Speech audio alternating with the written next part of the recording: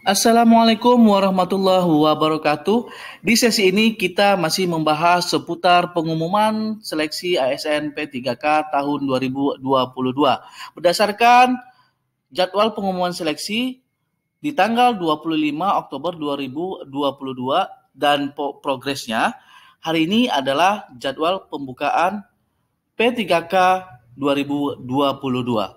Hari ini adalah tanggal 25 Oktober 2022, tetapi di web SSCASN itu belum dibuka portal untuk pelamaran P3K tahun 2022 ini. Pertanyaannya adalah, kenapa belum dibuka pelamaran P3K di SSCASN? Apakah ada penundaan atau ada pembatalan?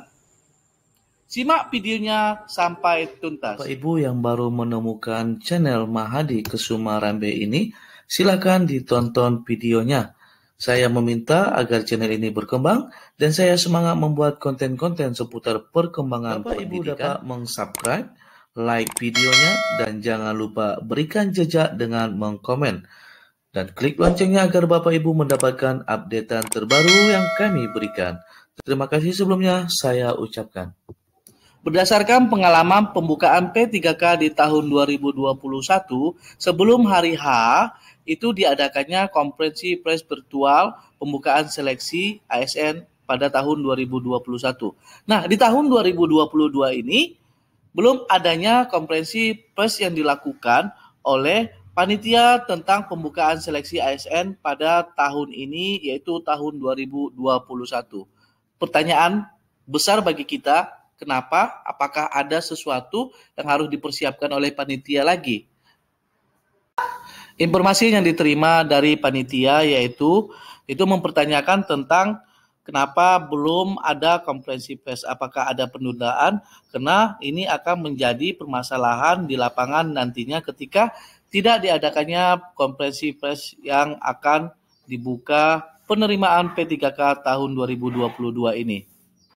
Informasi yang diperoleh dari pnn.com yaitu Kepala BKN ungkap hal krusial yang mengganjal seleksi P3K 2022, honorer mohon bersabar. Ganjalan ini yang menyebabkan BKN belum berani membuka seleksi calon aparatur sipil negara di SSCASN bulan ini. Salah satu contoh terkait mekanisme seleksi P3K guru Kementerian Pendidikan Kebudayaan, Riset dan Teknologi yang jadwalnya berbarengan dengan P2, P1, dan P3.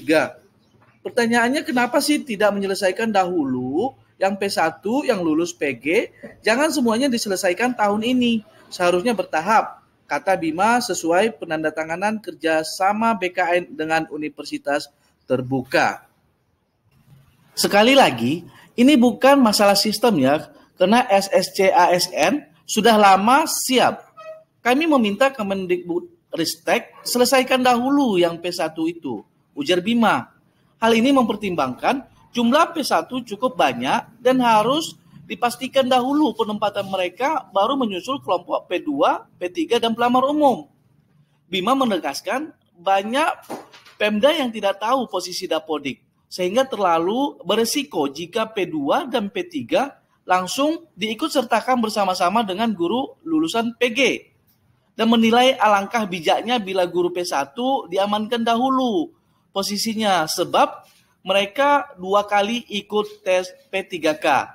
Saya khawatir bila nanti P1, P2, P3 diselesaikan tahun ini akan menimbulkan gelombang protes terutama bagi guru lulus PG. Berdasarkan video dari awal tadi, saya dapat simpulkan yang menjadi kendala di lapangan itu yang pertama adalah daerah belum mengeluarkan daftar formasi yang dibutuhkan dalam bentuk surat edaran.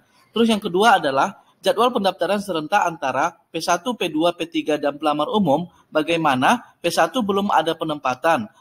Pernyataan tersebut menimbulkan masalah.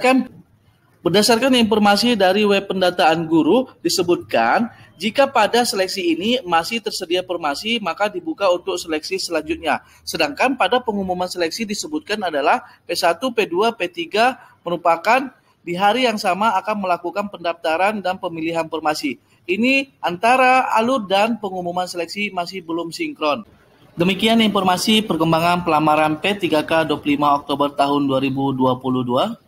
Semoga informasi ini dapat membantu bagi Bapak Ibu yang mengikuti P3K 2022 ini. Saya doakan semoga lulus.